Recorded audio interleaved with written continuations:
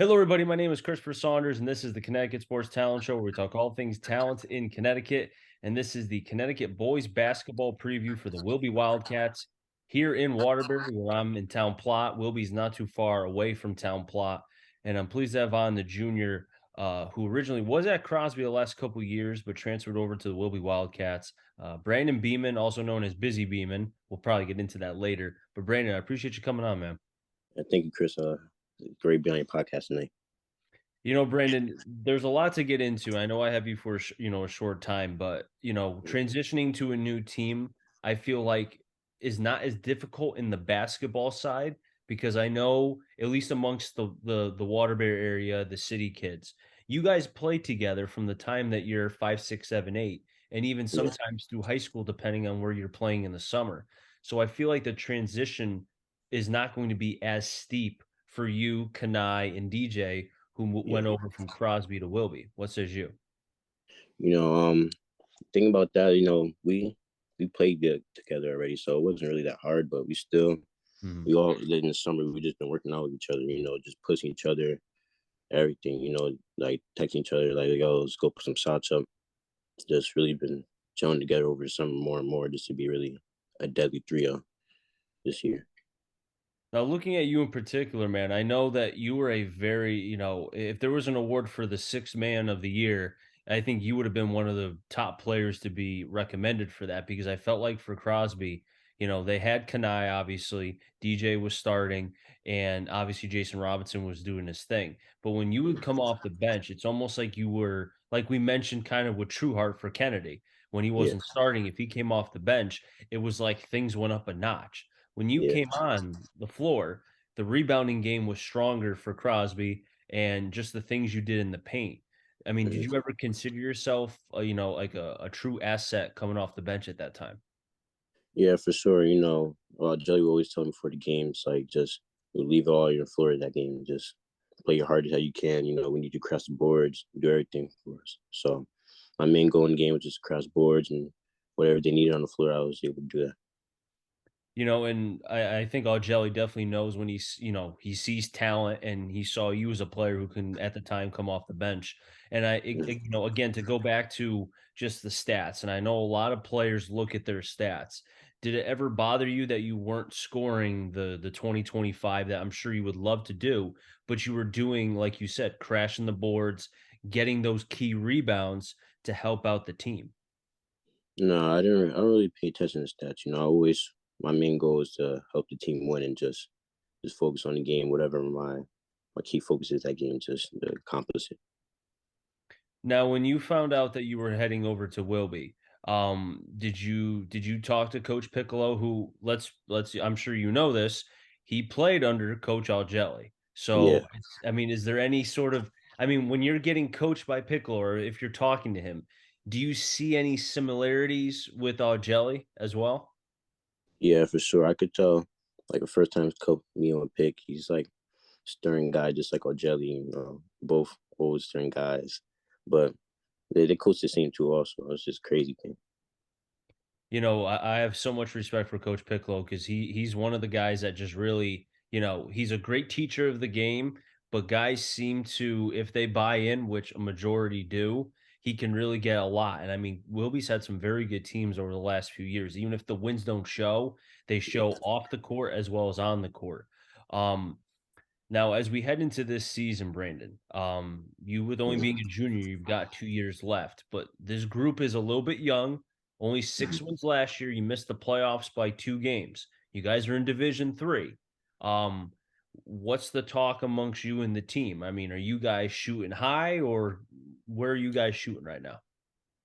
Yeah, we're shooting really high this year. Our main goal, first is to just bring a win a season that they haven't had in a couple years. And then second goal really is to compete and have a strong competition in NVLs, and win NVL. I think we could do it. And then also for stage, we want to go at least top four stage. Just thinking of the NVL tournament, because you and I were going back and forth about who the top potential, the favorites are, the top two, Holy Cross and Career. And then after that, it's kind of all right, who knows, 3 through 8. Now, I don't remember the last time Wilby was in the NVL tournament, but knowing that it's at Wilby, do you guys think about like if we can qualify for this tournament, we're playing in our home gym. We'll have the home crowd and the whole night. I mean, has that crossed your minds at all either? Yeah, we've been talking about that a lot, saying that we should really win it because, home advantage, that takes a lot to a basketball game. So we definitely have that on our side during the game. And also too with what you have with, as we mentioned, you were talking about some players other than Kanai and DJ. Who are some players that both myself and others should be kind of watching for this season? From Crosby, definitely watch out. Jason Robinson, he's a really good shot creator. He Mhm. can hit shots contested or open. It really makes the teammates better. Holy Cross, we was talking about Elijah Parker earlier. How he's young, but he just really does everything for the game. And Kennedy, talking about Lang Serrano, Hakeem, Trueheart, they both like sparks anywhere they anything they do. And then for career, for Andrew Williams, he's big guard. Mhm. He really do everything on the floor too. How about for Wilby? For Willoughby, I'm gonna say our whole starting five can do everything. We have two athletic wings, is me, Kanai. We have two great guards that can see the court, as in Junior Gilberto, Mhm. DJ Melendez, and then we have two good bigs, as in Elijah Stewart and Lou Howard.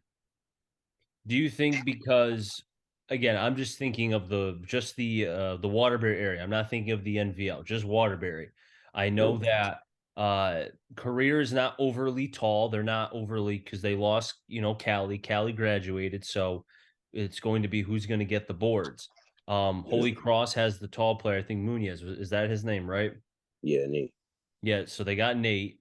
And then Crosby may not, with losing both you and Kanai, it's going to hurt a little bit. Do you guys feel like that could be a part of your game that can help as far as maybe stealing some second chance or some easy points because of the lack of size for some of those teams and that you guys have? Yeah, for sure. I feel like that's why we're one of the best teams in the VO because we're a really athletic team, especially in transition. I say we're one of the better teams in NVL and transition, and just we're gonna have a lot of second chance points this year. Now, do you think as a team that you guys can also deal with if you have to get into a track meet, if you got to get to a almost like a marathon where it's full 100% for the entire game? Can you handle that? Yeah, especially because the bench we have, we have a couple of spark plugs on our bench. People don't really see our bench as a threat, but they're gonna find it during the season. Who are some of the bench guys? We have Joseph on our bench. He played last year. He's a really good defender, on ball defender. We have Trent Stevens. He can knock down the three ball, really good. And then, like I said, Lou Howard and Elijah Stewart switch off the bench, so they can really be big for Mhm. us too in the paint. Now, for yourself in particular, I would think, unless something changes, you will be starting for Wilby. You'll be one of the starting five, correct? Yeah, Now that it's almost like and I equate it to baseball. When you go from a bullpen guy to a starting pitcher, more innings, more responsibility, and so on. For you, in terms of basketball, to go from a bench to a starter, is there any sort of transition, both mentally, physically? I'm sure physically. I'm sure you'll talk about that. What goes into that to try to prepare yourself? just being more focused, more just like setting the tone off early in the game. That's one of the most important things. Just doing my assignment. That's what my assignment's told that game. It's Mhm. not really anything that different, but just be more locked in again. Now, also too for yourself, as far as just goals that you've set. I know you mentioned the team aspect, but for yourself, what have you set to try to accomplish this season? One I've averaged a high double double, and second all NVL or all city. Hey, I mean, it's possible, man. I mean, if you put your mind to it, I mean, why not? I mean, I'm sure you put in the work. Yeah, for the whole season, the whole off season, just been working on my body, just getting stronger, getting my jump shot right. Just been really getting ready for this year. Is there any particular either player or coach? Doesn't have to be for Wilby as you came into this, this preseason, then soon to be season. that has kind of helped you along the way? Um, Probably Piccolo, because he's just been telling me throughout the whole summer just to, be ready that it's going to be a really big year for you. He keeps on emphasizing that that's going to be a really big year for you. So he's been motivating me over the summer just to really just be on track and stay focused. What's he been telling the team? Because again, with a lot of players coming back in some different roles, I mean, have guys been buying in? It has it been where people are listening to Piccolo when he's saying what he is saying? What's it been like?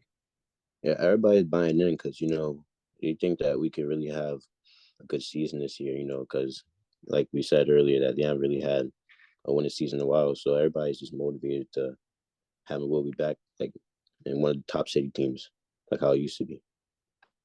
Yeah, man, I agree with you. I mean, the last as far as Wilby is concerned, I remember when the COVID season when things were shortened, Wilby actually played against Sacred Heart, and that was for the NVL championship when they played against Nagy. So that was Mm, the last time Wilby was in a playoff, but there wasn't any fans.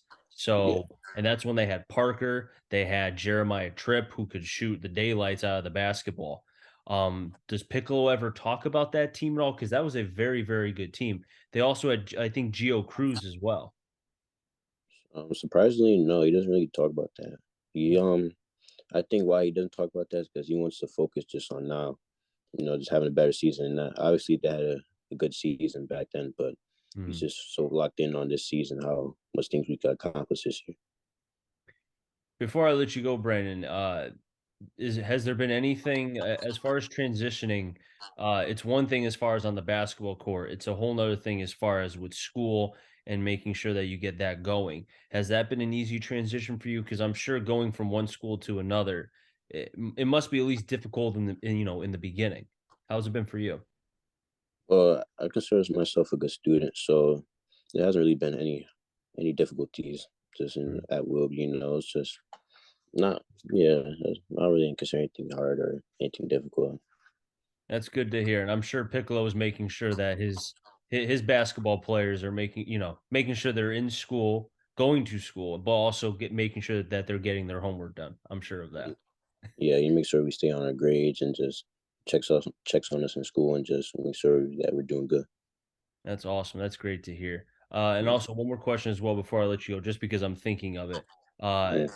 are there potential for you to want to play college basketball? Because junior season, that's a big year. Yeah, for sure. That's always been a goal of mine is to play any level of college basketball. It's always been a goal of mine. So do you feel like if you can, and I think you will, have a good season, that could not only open eyes for some, but with the game of basketball being, word of mouth and talking, that could bring some basketball coaches from Division 3, Division 2, wherever divisions, JUCO, whatever, to come watch you play. What says you? Yeah, that's really the goal, and also for like just the future too. Also bring coaches to see, when I graduate and everybody graduates, like just send those people up for college coaches to see them.